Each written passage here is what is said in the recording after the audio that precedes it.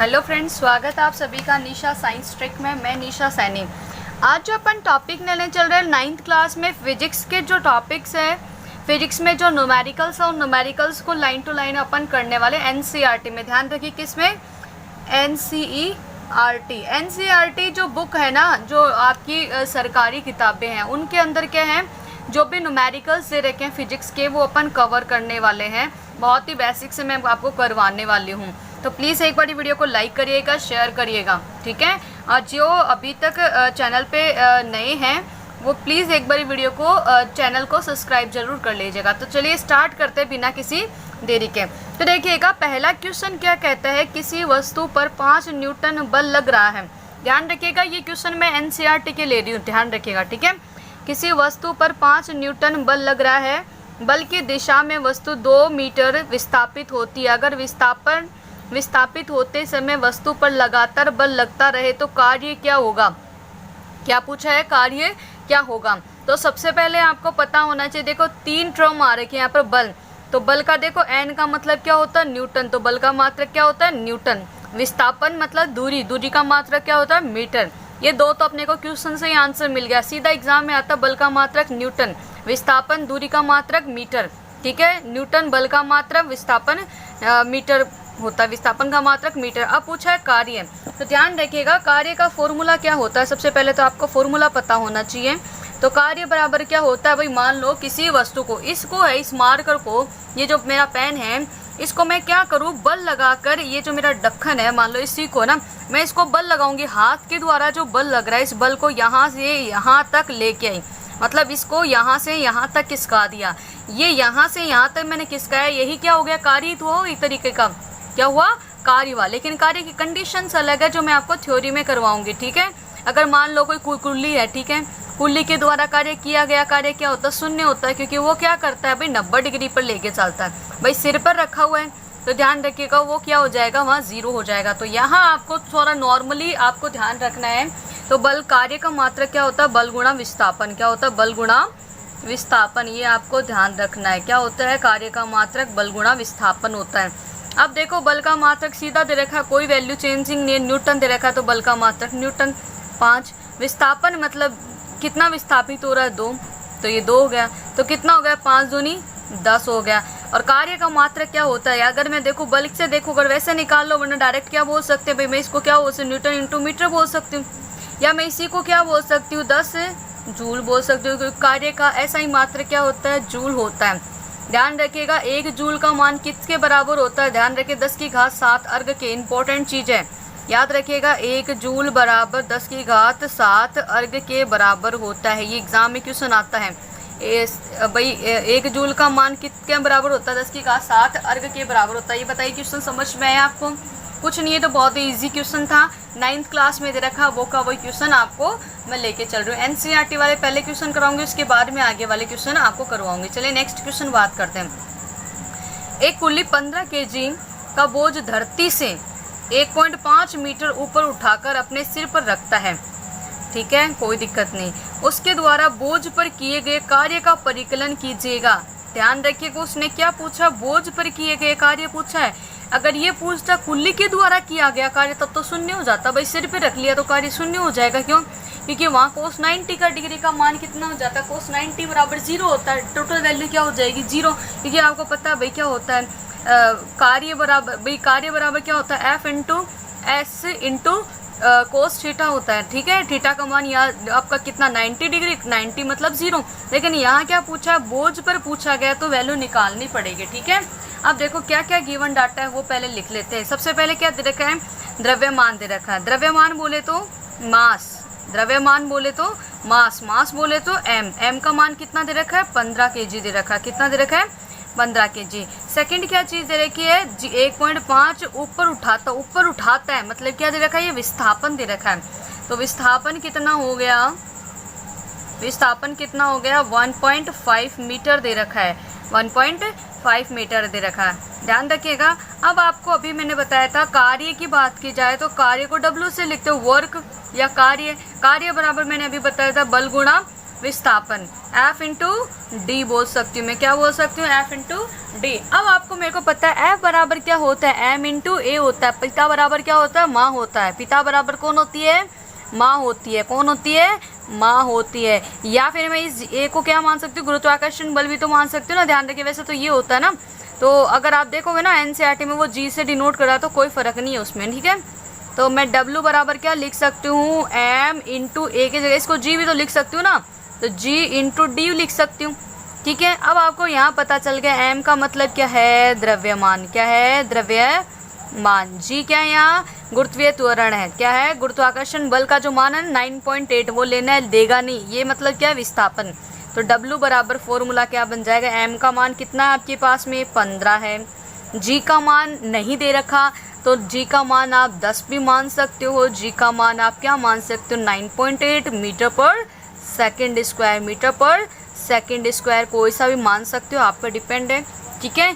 ये देखो राजस्थान पुलिस में पूछा गया है कि गुरुत्वीय त्वरण का मात्रक क्या होता है, मीटर प्रति सेकेंड स्क्वायर होता है। यही बात ध्यान रखिएगा। तो मैं 10 ले लेती हूँ क्योंकि मेरे को तो इक्वेशन करनी है। और विस्थापन का मान कितना है आपका, 1.5 है। तो देखो पॉइंट से ये कट जाएगा तो कितना होगा, 15 गुणा 15। 15 का स्क्वायर आप सभी को पता है कितना होता है, निकालना आता है ना। एक बार मैं निकालना बता दूँ। देखो 15 का स्क्वायर कैसे निकाल, वैसे तो याद होना चाहिए। सबसे पहले पहली संख्या का स्क्वायर करो, 5 का स्क्वायर 25, फिर 1 का स्क्वायर कितना होता है, 1 ही होता है ना। लेकिन संख्या 2 लिखनी है तो मैंने 0 1 लिख दिया, ठीक है, इतना लिख दिया। फिर 5 गुणा 1 5, 5 दूनी 10, 10 हो गए तो एक संख्या छोड़ के 10 लिख दो।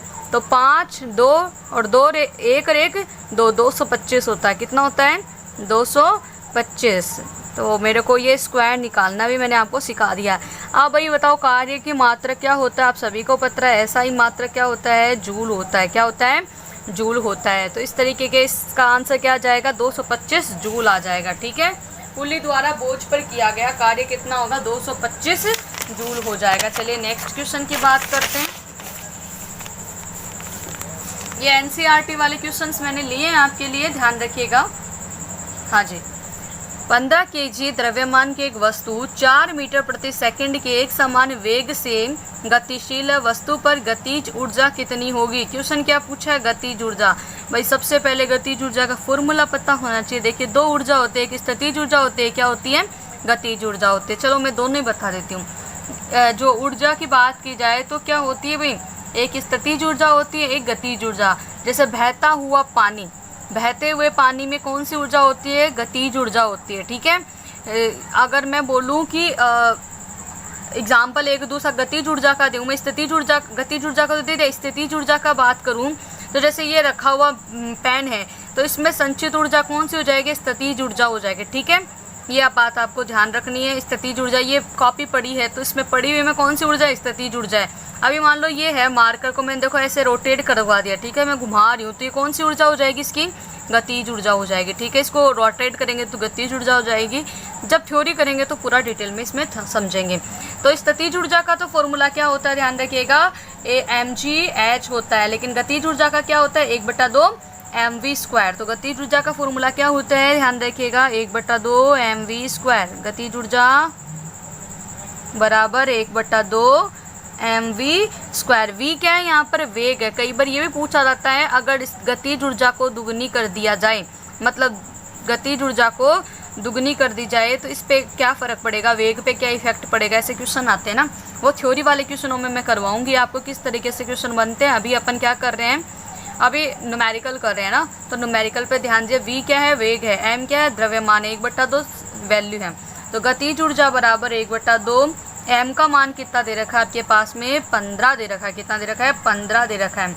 v का मान कितना दे रखा है, 4 मीटर प्रति सेकंड, ठीक है। वेग का मात्रक क्या होता है, मीटर प्रति सेकंड होता है। ये यूनिट भी ध्यान रखिएगा कि फिजिक्स में यूनिट्स पूछी जाती है। तो 4 स्क्वायर है तो मैंने स्क्वायर लगा दिया भाई।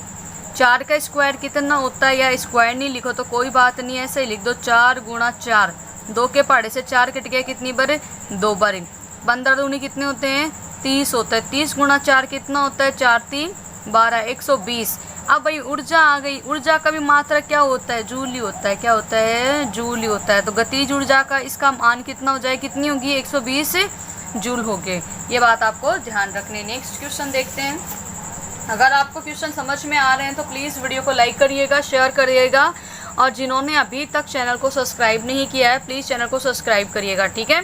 और जो ऑफलाइन क्लास में मेरे से जो पढ़ते हैं स्टूडेंट वो ध्यान दीजिएगा, फिजिक्स में ये क्वेश्चन मैं आपको यही करवा रही हूँ, ठीक है। क्लास में थ्योरी करवाऊंगी, ठीक है। क्वेश्चंस आपको यहाँ से ध्यान रखना है, ठीक है। आगे देखते हैं। यदि किसी तार का द्रव्यमान 1500 kg है तो उसके वेग को 30 किलोमीटर पर आवर से 60 किलोमीटर पर आवर तक बढ़ाने में किया गया कार्य कितना होगा। मान लो कोई वस्तु है जिसका द्रव्यमान कितना है, 1500 kg है, ठीक है, कोई बात नहीं है। अब उसके वेग को 30 से कितना बढ़ा दिया आपने, 60 बढ़ा दिया, तो बताओ कार्य कितना होगा, ठीक है। इसको मान लेना प्रारंभिक वेग, इसको अंतिम वेग, और फिर लास्ट में दोनों में अंतर करके निकाल लेना भाई। चलो मैं बताती हूँ कैसे होता है। सबसे पहले तो लिख लो भाई, द्रव्यमान मतलब m का मान कितना है, गिवन डाटा लिखते हैं सबसे पहले 1500 kg, ठीक है। ये इसको मैं v1 मान लूँ, इसको क्या मान लूँ, v2 मान लो, ठीक है। या फिर मान लो प्रारंभिक वेग मतलब u मान लो, अंतिम वेग मतलब v मान लो, आपकी चॉइस से कुछ भी मान सकते हो क्योंकि अपने को आंसर निकालना है। तो मैंने मान लिया प्रारंभिक जो वेग है उसको मैंने u से मान लिया। किससे मान लिया, u से। अब प्रारंभिक वेग का मान कितना है, 30 किलोमीटर पर आवर। क्या मैं किलोमीटर पर आवर को मीटर पर सेकंड में बदल सकती हूँ। देखो मीटर पर सेकंड में अगर कोई मैथ्स होती तो आप डायरेक्ट निकाल लेते, तो मैं निकालने ही बताती हूँ। आप इसको चेंज करते हो ना, वो 18/15 लिखते हो, कोई 5/18 लिखते हो, कई बार 18/5 लिखो, कैसे लिखते हैं, छोड़ो उस चीज़ को, अपन डायरेक्ट ही करते। 30 लिख दिया। किलो में कितने होते हैं, 1000 होता है, तो मैंने 1000 लिख दिया, ठीक है। पर क्या है, आवर है। आवर की बात करें, 1 घंटे की बात की जाए तो 1 घंटे में 60 मिनट होती है और 60 सेकंड होते हैं, तब जाके क्या बनता है, 1 घंटा बनता है, ठीक है। तो 60 गुणा 60 हो गया, ठीक है। अब देखो 1 2, ठीक है, 1 2 0 काट दिए। अब आपको पता है 6 के पहाड़े में 30 कितने आते हैं, 5 बार आते हैं, ठीक है। तो ये कितना हो जाएगा, 50/6 हो जाएगा। कितना हो जाएगा, 50/6 हो जाएगा। 50/6 को 2 से और काट दो भाई, 2 तिया 6, और ये कितना आ जाएगा, 25 आ जाएगा। तो 25/3 मीटर प्रति सेकंड आ गया। मैंने इसको किस में चेंज कर लिया, मीटर प्रति सेकंड में चेंज कर दिया। अब अंतिम वेग देख लो आपका क्या है भाई, अंतिम वेग v से लिख लो, जिसका मान कितना है, 60 किलोमीटर पर आवर। इसको भी चेंज कर लो आप सीधा, ठीक है। 60 किलोमीटर पर आवर को चेंज करो, 60 गुणा 1000 बटा 60 गुणा 60। 60 से 60 कट गया, 0 से 0 कट गया, ये किससे कट जाएगा भाई, तो ध्यान रख लो। इसके अगर इसको काटोगे आप तो कितना हो जाएगा भाई, इसकी वैल्यू कितनी आ जाएगी, 50/3 आ जाएगी, मीटर पर सेकंड आ जाएगी। इतना समझ में आया। अभी तक आपने कुछ नहीं किया, ये जो यूनिट है ना मैंने उसको चेंज किया, अभी तो वैल्यू अपने को वो की वही है। अब आपको क्या करना है, प्रारंभिक गतिज ऊर्जा देख लो। प्रारंभिक गतिज ऊर्जा देखते हैं। गतिज ऊर्जा का फॉर्मूला क्या होता है, यहाँ पर लिखती हूँ मैं, गतिज ऊर्जा, प्रारंभिक गतिज ऊर्जा, ठीक है, जिसको मैं E1 से लिख देती हूँ। किससे लिख देती हूँ, E1 से, प्रारंभिक गतिज ऊर्जा, जिसका फॉर्मूला आपको पता है 1/2 mv², ठीक है। 1/2 आ गया। वेग का m का मान कितना है, 1500 है, तो 1500 लिख दिया। वेग का मान कितना है, v² का मान कितना अभी आपने निकाला, 25/3, लेकिन स्क्वायर है तो 25/3 का स्क्वायर कर देना। इसको जब सोल्व करोगे तो आप इसे काट दो भाई, ठीक है। ये कितने से कट गया, 2 7 14, 2 5 10, 750। 750 गुणा 25/3 गुणा 25/3। इसको जब सोल्व करोगे ना तो आपका आंसर कितना आ जाएगा, ध्यान रखिएगा। इसको सोल्व करोगे तब आ जाएगा 15 62 50/3। मेरे वैल्यू याद है क्योंकि मैंने बहुत बार ये सोल्व करवाया है, तो इसका आंसर क्या आ जाएगा, जूल आ जाएगा, ठीक है। इसी प्रकार से अंतिम वेग का क्या कर लो, E2 का क्या निकाल लो, वही गतिज ऊर्जा निकाल लो, तो वही 1/2 mv²। 1/2 mv² मतलब 1/2 m का मान कितना, 1500, v का मान कितना है, 50/3, तो 50/3 v² है, तो 2 बार कर लो 50/3। इसको काटोगे कितना आ जाएगा, 750 आ जाएगा, ठीक है। इसको काट लो, 3 दूनी 6 होता है, 3 5 15 होता है, 250 आ गया, ठीक है। इसको और काट लो, तो आप काटो क्या है वो सीधा ही रखने दो ना वैल्यू, इसको गुणा कर लो भाई, वही 5 गुणा 5 कितना होता है, 25 होता है। तो मैं इसको क्या लिख सकती हूँ, 250 गुणा 25 और 2 जीरो और लगा दूँ। जब इसको सोल्व करोगे तो आपका कितना आ जाएगा, बटा 3 भी तो ना, 3। तो इसको जब सोल्व करोगे तो आपके पास में वैल्यू कितनी आ जाएगी, ध्यान रखिएगा। इसको सोल्व करना जरा, तो इसका मान कितना हो जाएगा, 25 का स्क्वायर। भाई 25 का स्क्वायर कितना होता है, 625 होता ना, 625 और जीरो कितनी बार है, 1 2 3, तो मैंने 3 जीरो लगा दिया, बट्टा 3। तो मेरे पास क्या आ गई, प्रारंभिक वेग की गतिज ऊर्जा, अंतिम वेग की गतिज ऊर्जा आ गई। पूछा क्या है आपको, कार्य पूछा है, तो कार्य बराबर क्या होगा, गतिज ऊर्जा में अंतर। क्या होगा, गतिज ऊर्जा में अंतर। तो यही होता है, कार्य बराबर क्या होगा, गतिज ऊर्जा में अंतर, ऊर्जा में परिवर्तन। ठीक है, तो मैं बोल सकती हूँ E1, ठीक है, यानी E2 माइनस E1 ही आ जाएगा। अब इस वाली वैल्यू में से जब ये वाली वैल्यू घटाओगे तो फाइनली वैल्यू क्या आ जाएगी आपके पास में, 15 62 50 आ जाएगा। करके देखना, घटा कर देख लेना, जगह नहीं बची है, वरना मैं आपको घटा के बता देती। ठीक है, नेक्स्ट क्वेश्चन। नेक्स्ट क्वेश्चन क्या बोलता है आपका, 10 kg द्रव्यमान की वस्तु, 10 kg द्रव्यमान की वस्तु को धरती से 6 मीटर की ऊंचाई तक उठाया जाता है। इस वस्तु में विद्यमान ऊर्जा का परिकलन कीजिए, जबकि जी का मान आपको दे रखा 9.8। तो अभी देखो दे क्या क्या दे रखा है आपको, एम का मान दे रखा है कितना, 10 kg दे रखा है। ठीक है, फिर क्या दे रखा है आपको, क्या दे रखा है, 6 मीटर की ऊंचाई, एच का मान कितना दे रखा है, 6 मीटर दे रखा है। ठीक है, और कुछ दे रखा है, एक जी का मान भी दे रखा है। जी की वैल्यू कितनी दे रखी है, 9.8 मीटर प्रति सेकेंड स्क्वायर, और कुछ नहीं दे रखा है।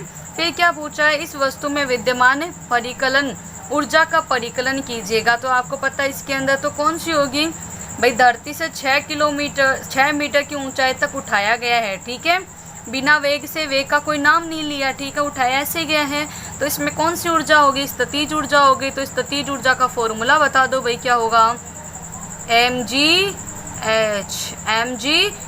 m क्या, द्रव्यमान, g क्या, गुरुत्वाकर्षण त्वरण हो जाएगा, h क्या हो जाएगी, हाइट। m का मान कितना, 10, g का मान 9.8, h का मान 6। इसको सोल्व कर लो तो कितना हो जाएगा, 98 गुणा 6। 98 को 6 से गुणा करोगे तो कितना आ जाएगा, जल्दी से बताइएगा, 588 जूल आ जाएगा। कितना आ जाएगा, 588 जूल आ जाएगा। तो ये इसका आंसर हो गया। चलिए नेक्स्ट क्वेश्चन की बात करते हैं। ये एक बल्ब वाला क्वेश्चन, यूनिट निकालने वाला क्वेश्चन बहुत बार आता है, तो मैंने सोचा एक यूनिट का क्वेश्चन भी आपके लिए ले ही लेना चाहिए।